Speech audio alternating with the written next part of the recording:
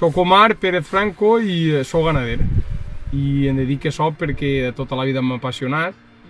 I el meu dia a dia és, jo m'alço de bon matí, antes de fer-se de dia, me'n pujo al ramat, repasse que no ne vaig a parir cap, o que n'hi hagi, ja avui les solte, ja pasturar tot el dia. I és el que a mi m'agrada. Què te'n vas avorrir si soc així com millor estic? Les cabres les conec quasi totes. És el meu dia a dia, estic així i passo moltes hores en elles. No n'hi ha cap que sigui igual, són totes tenen alguna diferent. En la manera d'anar, en la manera de ser elles, que és igual com les persones. Les cabres són igual com les persones. N'hi ha que és més rebelde, n'hi ha que és més humilde, n'hi ha que és més bona de portar, n'hi ha que és més pilla, això és així, no? N'hi ha dies que tu t'alces amb bon humor, n'hi ha dies que t'alces que no t'ixen les coses bé, doncs els gossos és el mateix. Els gossos n'hi ha dies que jo ho noto, que n'hi ha dies que avui no esteu, n'hi ha dies que sense dir-li res a l'animal, ell sol te'l fa. A on estem ara? En la barraca on jo em refugie quan fa tronades o si toca dormir algun dia o alguna cosa. Quan tu eres xicotet no n'hi havia ramats de Llutxent, però tu has sentit parlar que hi havia molts ramats. Molts ramats, sí. N'hi ha molts ramats. I formagers. Correcte, n'hi ha ramats, no eren ramats tan grans com els d'ara, però n'hi ha ramats de 60, 70, 100 ovelles, saps? I de cabres també, sí. I tu quan eres xicotet no tenies idea de ser ramader, no? No, home, no, jo quan vaig tindre ús de raó ja sabia jo que volia dedicar-me a això. Ja t'agradava? Ja m'agradava, sempre. I a quina edat dius, en sèrio, que vas a ser pastor? Jo, a quina edat, doncs, només vaig prendre la comunió i ja sé, bueno, a partir dels 14 anys, quan vaig eixir d'escola, jo ja anava preparant, ja anava mirant per a poder fer-me ramader. I quan Déu dius en ta casa, què? No, home, no va vindre per sorpresa perquè ja veien la passió que tenia jo a tot això. On tanques tu les ovelles? Les ovelles ara mateix les... Ovelles i cabres. Correcte, les tinc ara a la muntanya. Tinc el corral del poble, no, anar on les tanque. Però de normal, la major part de l'any les tinc a dalt. En l'hivern les tinc més per a dalt i en l'estiu vaig més a la zona del riu, de més... on s'aguanta un poc més la humitat, perquè així en l'estiu es seca tot molt. Allà baix en el pla que trobes a l'estiu? I en l'estiu n'hi ha més... està el canyar, s'aguanta més el verd, n'hi ha molt de gram, en el riu i això sempre s'aguanta un poc més la humitat. Sí, clar, sempre sent... Si se'n perd algun i no és per ninguna causa, ninguna malaltia o que s'ha tingut algun accident, solen tornar a casa tots. Elles a poqueta nit, totes a la cerca. On veuen les teves cabres i ovelles? Així n'hi ha unes quantes fonts que xorren tot l'any i jo també es pujo aigua a la cerca. Pujo aigua perquè veguen, perquè també m'interessa que tinguin l'aigua a la cerca perquè elles tinguin queriència a tornar ahir. Perquè si s'ensenyen a veure molt en les fonts, després van a la font a veure i no tornen a la cerca. Per a jo comptar-les, si no estan parint, ja que si eren fora no passa res. Jo sé més o menys la zona que estan i ja està. Però si estan parint, sempre tens que tornen a casa per controlar-les, comptar-les, que estiguen totes bé, saps? Eixe parir, tu els ajudes o...? N'hi ha que li ajudes, n'hi ha que potser li costa una miqueta més, però solen apanyar-se prou elles, no... Saps? No... El cabró o el mardà embarassen a les ovelles o a les cabres, no? Sí. I quan tu no vols que embarassen... Pots posar-los a la planeta o es pots apartar del ganau, que és millor apartar-los que no posar-los a la planeta. Això de la planeta antigament es feia perquè com no n'hi ha diners per a tindre-los tancats i donar-los menjar en casa, això era un gasto. Posar-en la planeta i anar en companyia del ramat a pasturar, però que no és bo, La planeta, que és un preservatiu o...? Com si fos un preservatiu, però per animals. En quina època sols tirar tu els cabrons o els mardans o cabrons es diuen? Sí, els mardans és d'ovella i els cabrons són de cabra. Quan els tires tu a les femelles? Pues vinc a tirar-los sempre a finals d'agost, principis de setembre, perquè vinguin, perquè parisquen i siguin bons per Nadal. És quan millor... Home, clar, quan més cotitzats estan, quan més se valen. I quan els animals et crien per la serra, ara al mes de novembre o això, o setembre, et crien per la serra, te l'has de carregar. Ai, clar, és que jo més carregué els tirs des del sarró i el porto a la cerca i això ja. Tens que estar molt atent també, perquè n'hi ha cabra com jo, si n'hi ha molta malea i parixen a mi la serra i has d'estar atento. Però jo de normal sempre sé quina va parir. Jo antes d'eixir del corral ja pegues una mirada i veus els més adelantats i sempre vas fijant-te més inicis. Te la deixes? Te la deixes en el corral? Me la deixen en el corral o si ja mateixa ve que n'hi ha prou, doncs no sols apartar-te del corral, sols pasturar, sempre sols guardar-te llocs prop del corral per si pareix tindreu a la mà, saps? Molt bé. M'has dit que tens cabres i ovelles. Cabres i ovelles, correcte. Este terreny és més de cabra o més de cabra? De cabra. 100% de cabra. Esta muntanya és una muntanya molt dura, n'hi ha molta pedra i el menjar també és més de cabra. Tu acabaràs tenint cabres només o com? Jo crec que sí. Damunt que a mi m'agrada més la cabra. La cabra és més todoterreno, la cabra... M'agrada més estar així en la muntanya, és per més... L'ovella tens que estar més prop del poble, que diguem, pel pla, i la cabra no, la cabra és del munt, la cabra la tires així... El Nadal és una bona data per a vendre els animals perquè aniran més cars. Clar que sí, clar, en Nadal... Què te renta més, la cabra o l'ovella? Per a carn, en referís. A veure què me renta més, doncs depèn, perquè el cabrit jo el venc i no va fer ningú gasto, perquè el cabrit és el destetes de la mare i directament se'l va al matadero. I tu em penso, això no t'has gastat res, una peseta. I l'ovella no, l'ovella quan parix la tens que ajudar en casa en pienso i el corder també menja pienso, que val més diners sí, però també porta molt més gasto, M'explicaves que no la vol ningú. La llana res, la llana... Hi ha un xic així ara que la gasta per a fer abonos i fer productes per al bancau. Però tu els esquiles. Venen els esquiladors i les esquilen, clar. La llana la tireu. La tirem.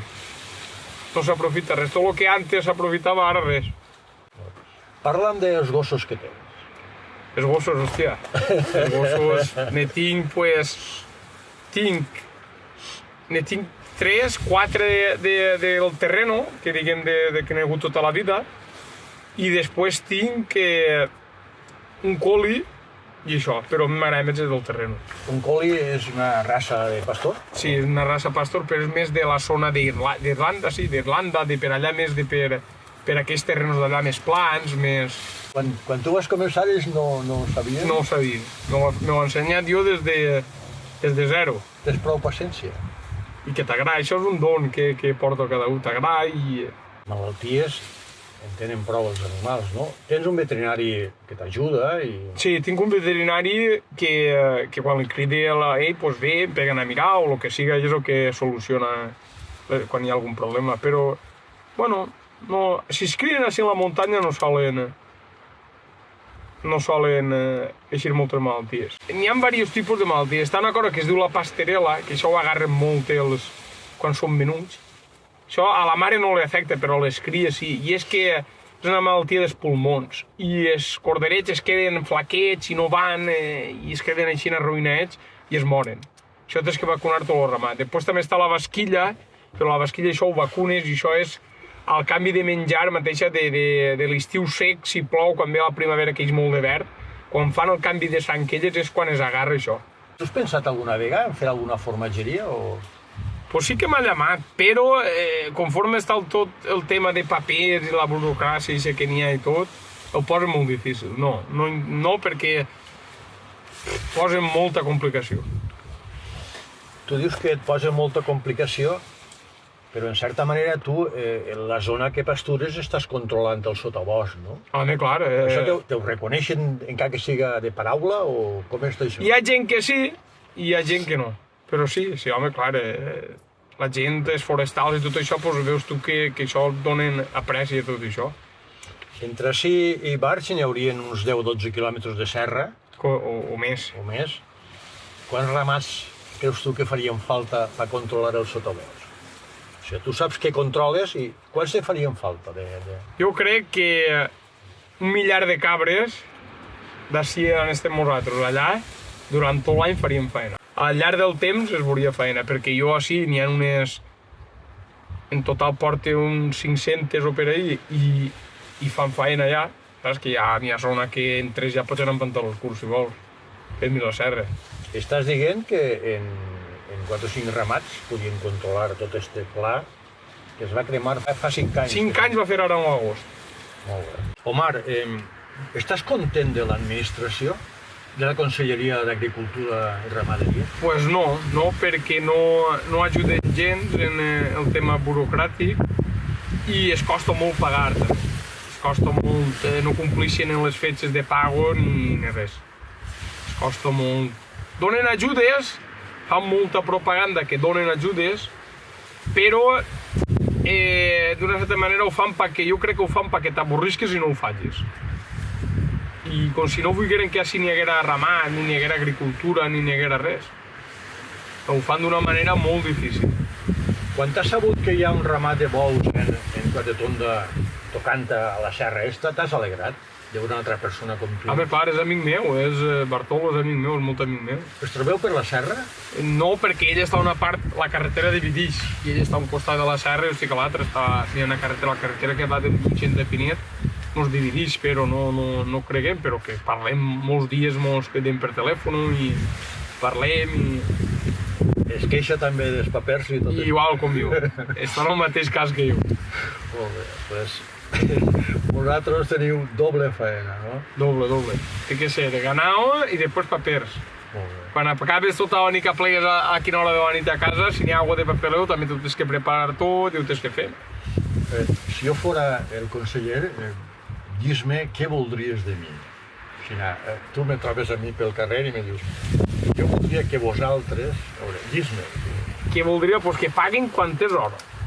No diuen que tal fetge n'hi ha que pagar, pues que complisquen en les fetges de pago. Ells a nosaltres ens diuen que en octubre paguen, pues paguem en octubre que tu tens uns gastos, tens unes coses. Jo no estic fent la feina quan Déu mana, pues pagar. Nosaltres mateixa, així, en vaig eixir una ajuda que era per a fer, com si direm, tallafocs en el ramat, pasturar una zona molt per a que es quedara més neta. Pues dona compte que jo vaig començar, són 60 dies, vaig començar el 15 d'agost, 14 d'agost i vaig acabar a finals d'octubre. Pues cobrar igual ho cobra ja l'estiu que ve. Una ajuda de no sé quants diners són, però que en vez de pagar 800 no ho heu acabat, al mes pagueu, no? Que vinguera un alt càrrec de la Generalitat a visitar-te un dia, t'alegraria, no? Home, clar que m'alegraria per dir-li... Saber que el tens al costat, no? Sí. Clar que sí. Si vinguera, home, clar que m'alegraria. Molt bé. Moltes gràcies, Omar. De res, home, sempre és un plaer que vingueu a visitar-me.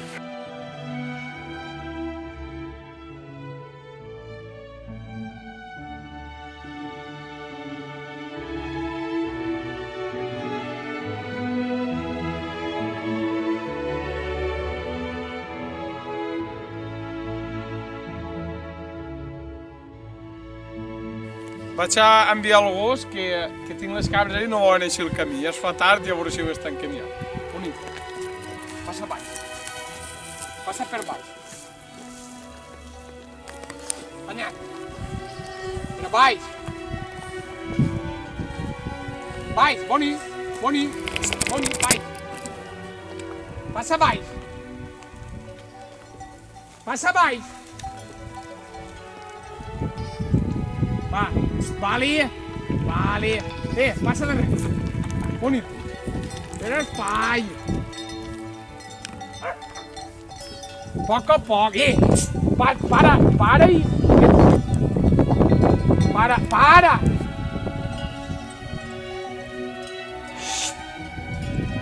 Va. Boni.